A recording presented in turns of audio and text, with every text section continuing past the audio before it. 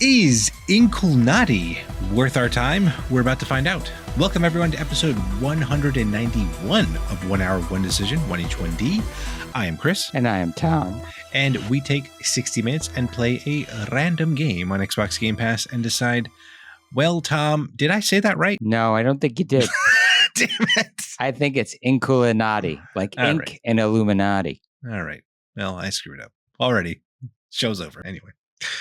We are talking about Inkulnati, developed by Yaza Games, and this game came out on February of 2024. Yeah. I played this on the PC. It was a multi-platform release, by the way, just so you know. I played this on the PC. It was 3.77 gigabytes on the PC. Tom, what about you? It is larger on the Series S, 4.11 gigabytes. Oh my. Still around 4 gigs either way, but on the other sides of the spectrum, the median is the swing. Yeah. There you go. Yes. And what kind of game is it? I put turn-based strategy. I don't know if that quite captures everything. Yeah, I mean, most of the time, turn-based strategies are on the 2D plane, I would say, for the most part. And, yeah. And I would also argue that it is a 2D/ink-based turn-based strategy. Sure. Because it's in the name. Yes. But is it in what you do, Chris? Ooh. That game loop? Well, kind of. I have written down push/kill the Inkulnati. Okay, well, I have draw animals to battle other animals and their creator in turn-based combat. Yes. It's there. That's what you do. And I guess that is true because there are times where you draw animals without your creator there. Or correct. Whatever. Your king in this chessboard, 2D chessboard of sorts. But yeah. All right. Let's get into what we liked about this game. What you got? There is a full motion video early on. Yes. I was not expecting that at all. And I was like, oh my goodness, it's a full motion video. Yeah. Yes, that did just pop up out of nowhere. This game is, honestly, I don't know what I was expecting from this game, to be honest. And they just kept throwing surprises like that in this game. And yeah, that full motion video is essentially a man dressed in full medieval garb walking up to a lady that's, I guess, dressed as a nun. Yep. And they are battling it out by drawing their creatures on this manuscript. And that's essentially the game. And what I also liked was the fact that the game has almost like Monty Python vibes with the hands, kind of like, because you can use like the creator, the person drawing can actually affect the world or the characters. So like it's just so goofy where you're like tapping things and like killing creatures by doing that. And it's, I don't know. It was just such a weird concept. And I was there for it. I was there for the humor overall in this game. Yes, I think it's got really corny Monty Python-esque humor for sure, no doubt about it. Yeah. And it totally works in this space. Right. And like you said, like being able to not just draw these creatures and have them battle like creature to creature, but that you as the artist are interacting with the manuscript as well is really cool because it creates this kind of tactical game where there are multiple ways to win. Right. There's the very obvious, you just draw enough of creatures and your creatures put out enough damage. Right. And you bring the other guy down to 0 and you win. Yeah. But then you can do other weird little things like move your creature behind the bad guy and then push the bad guy through your creature and off a cliff. Yeah. Yeah. And that works too. Yeah. Or like into fire or something like. Yeah. Yes. I mean, I thought that was great because there was a satisfaction in having that kind of big brain move as opposed to just, like you said, just kind of inundating the other player or other tactician with beasts or creatures. Yeah. And yeah, it was. I mean, it happened to me where they screwed me up. Where I had, I think I had moved one of my my Inkulnati to a particular spot, but then they pushed me. But there was two other people in the spots, so it pushed me off the ledge. And I was like, oh my god! All right, well done. I just I had to clap. I had to clap when they did that. But yeah, it was cool. It was just very satisfying when you kind of get into that mode, that kind of flow state of sorts. And I know we kind of just talked about it, but the tutorial I thought was pretty good. Yeah, I think it's definitely necessary. There's a lot to teach the player, but if you were somebody maybe who had already played it or something, you can skip it. It seemed like you could skip it. So I appreciate anytime a game gives me options, I appreciate having options. So. Yeah. And one thing we haven't touched on, which I appreciated, was just the art style overall. It's that medieval, paint, like the manuscript and the paintings that you would see inside these books and stuff like that. Yeah. It was just really, really well done. Again, another game that kind of like stuck to its style, although they kind of played with a little bit with like we were talking about, where the artist gets involved in it. So I mean, but overall, I think the game looked great for what it was. It's simple. Yep. It's a game that very much focuses on the tactical nature of things. It's a game, right? Yes. But the art totally works for it. It's simple. It will age well. Yeah. Right. And because it is a game that is so tactical, like the game is going to stay the game. Right. Right. So exactly. As long as the art is evergreen, you could play this game 10, 20 years from now and it would be the same experience. Yeah. Yeah. I played Pentiment, and it was a game that Xbox or Obsidian had done, I believe, in 2023. And I appreciated that there was a little Easter egg for that. So once you get into the journey mode, you there's actually a little bit of customization there, where you can pick the character that you're playing as, your artist that you're playing with. And then you can pick your beast. The artist that you pick, one of them is the main character in Pentiment. Oh wow! So I was like, this is cool. That's cool that they were able to do that. And then I don't know if you noticed if you got into the journey mode, where your teacher, your mentor, looks very much like a short green character. Yes. So they did little things here and there where I was like, oh, okay, that's kind of cool. So nice. It's true. I liked the journey mode. I think it adds a lot of depth, the ability to change your army makeup, the idea that you have to pick what perks you want for your character. It definitely adds to this game. You can just play it, you versus me, and just play it like that. But I like having a story mode that, is a deeper experience where you're customizing as you go and you're leveling up and builds engagement. You're right. It builds engagement, and also because you have to go through the journey mode to unlock other creatures, unlock other abilities and stuff like that. So that if you play this not cooperatively, but against other players, you can you have a potential army, a variety of armies that you can use, as opposed to just the default one. So it was kind of cool that they had that option there. So anything else here you wanted to talk about, Tom, or shall we move to? I'm ready to talk about things I didn't like, Chris. Oh, okay. Well, there's no voice acting. So you're reading a lot, and I put a little asterisk here, considering it's a game about medieval manuscripts. Maybe it's okay if the game requires you to read a lot. Yes.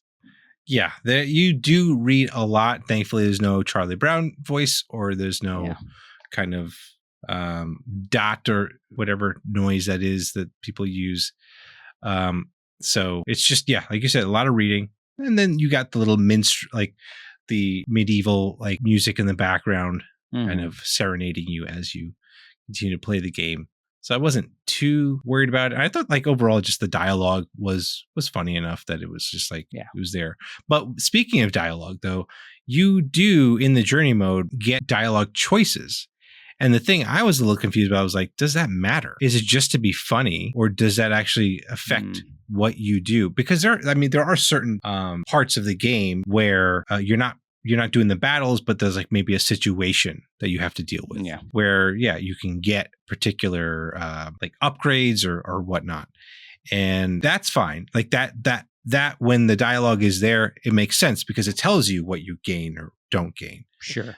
But then there are other dialogue choices where it's just like, okay, do I just pick the funniest one there and then move on, or is that going to like cause my my relationship with this character to go down? So I don't know. It was weird. That was a little weird. I initially tried to play this game on the controller. I did not like how it played on the controller. I don't know how you felt about it, but I felt like I was just misfiring a lot. Yes.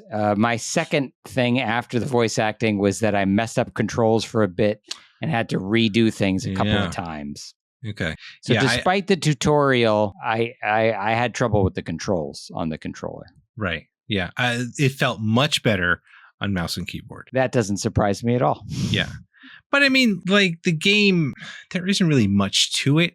You would think they would know how to, map the controls better for a controller, but it is what it is. It was unfortunate. And there was a mechanic in the game called like boredom.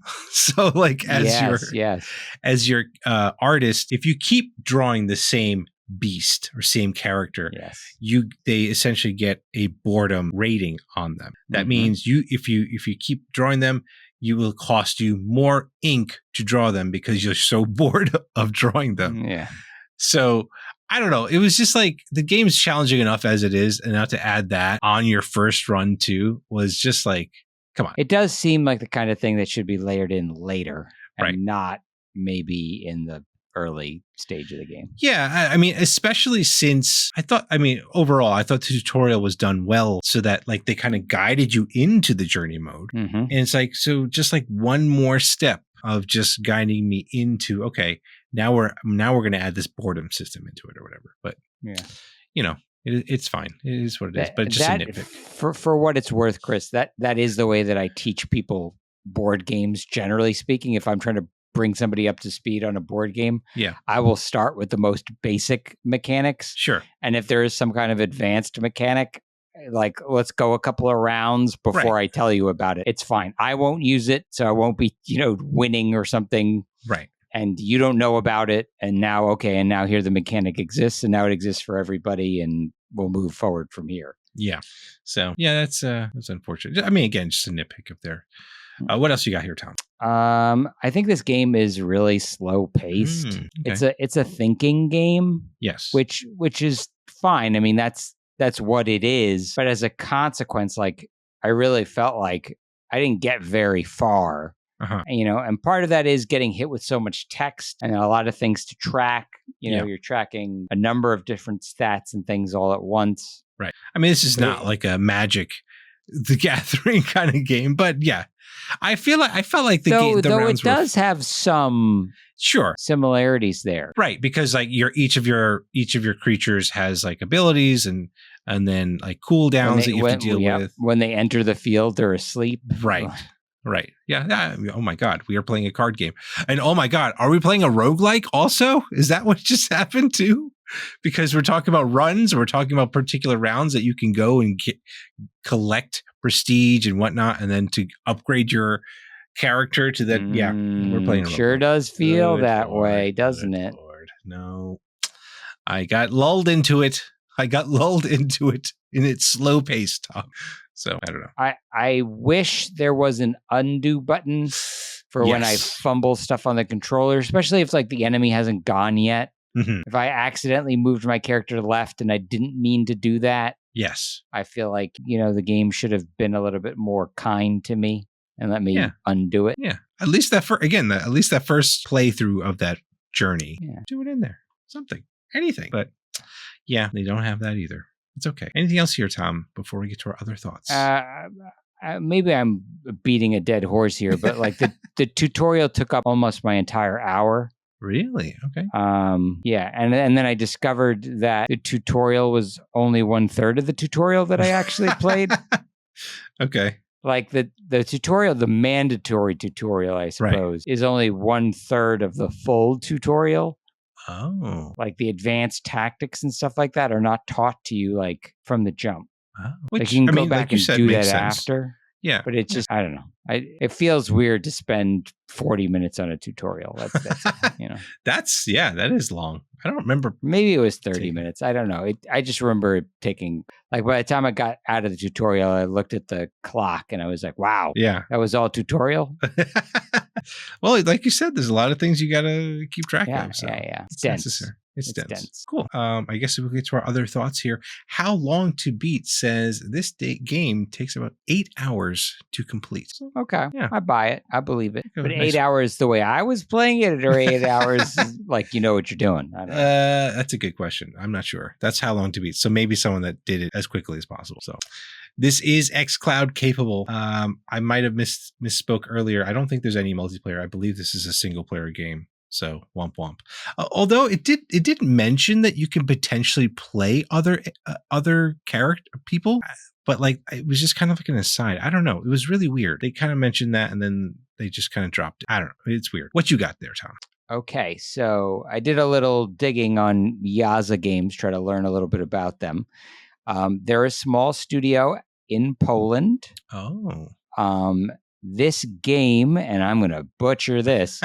Nice. It's based on a medieval manuscript called Breviary de Renaud de Bar, which is from 12th century France. And in this medieval manuscript, there are armored dogs sieging a castle that's defended by rabbits. What? Yeah. Oh my gosh. Wow. And so when you look at this company's website and stuff like that, they're pretty funny because they'll say our concept artists from 700 years ago created the unit appearances, the activities, the mood, and even the fart jokes. Wow. So like all of the units and things are all pulled from medieval manuscripts. That's wow. All right. That's pretty cool. Yeah. I also thought it was kind of cool that you can get, if you want, a physical like journals and things like that from these guys with the art, in it. So, because it is such a art-driven piece, I think it's interesting. It's cool. Definitely. That they have digital stuff, but they also have like physical items you can get from them. And again, they're a small developer in Poland. Right. I guess if you play this and enjoy it, it's a good way to support them. So yeah. Good job. Good job, Yaza Games. And now we need to go talk about our final decisions, Tom. Are we keeping this on our respective hard drives, or are we throwing it back in, getting a time machine, throwing it back in time 700 years ago to never be heard from again? So my hour went by quickly. Yeah. I kind of alluded to that earlier. And I did want to finish the journey that I was on. Like I was in the middle of a journey when the timer went off, Yeah. With that said, I think I'm going to have a hard time booting this back up again. Oh. I'm not motivated to go back and play more of this. Sure. Whereas a game like, several of the other games that we've played, I felt compelled to go back. Sure. This is just not one of those. I think because it's so dense, it definitely feels like the kind of game that I got to be like awake and fresh and ready to play. Yes. It's not a mindless game. So correct. Keep that in mind. Yes. That is very true. Good points there. I thought this game, because of the humor, because of the art, because of just overall style of this game, it just intrigued me enough, even if it was or is a roguelike / card game underneath. I do feel like I at least want to finish my first run and see if I'm willing to put more time into it. So I am going to keep this game. I will put a caveat that perhaps if I had played with mouse and keyboard, my experience would have been different because I would have flubbed a lot less stuff and felt a little less frustrated. So I think this game would probably even play pretty good with touch controls. Yeah, it seems like it would be ideal for like a tablet type interface. Like imagine like you using a pen to draw, draw them and drag them in. Like that'd be kind of cool. And Anyway. then like you touch the character and your character's touches the character. Like, yeah, that'd be fun to do that. But this is how we played it. So those are our thoughts. Let us know what you think of this game. Follow us and say hello on Twitter or Threads at TC1H1D. Shoot us an email on tc1h1d@outlook.com. Check out our next streams on Twitch at twitch.tv/1h1d. And if you're watching this on YouTube, comment down below maybe and tell us if Tom really did say that manuscript properly. I'm sure I did. Maybe write it out how you're supposed to pronounce it. That'd be cool. 1H1D is part of the QTV network, and if you like any great gaming content, check it all out at quitthebill.com/network. Now, Tom. Yes, Chris. Shall we hit that surprising button and see what we're playing next? I think we have to. We do. We absolutely do. So here we go. Ooh, The Case of the Golden Idol. I don't even know what to think about that. The Shrine of the Silver Monkey. Yes. I mean, we might be reading a book. We might be part of a Nickelodeon game show. We don't know. We'll find out. We will find out on the next episode. But until then, thank you so much, everyone, for tuning in to this episode, and we will catch you on the next one. Thanks, everybody.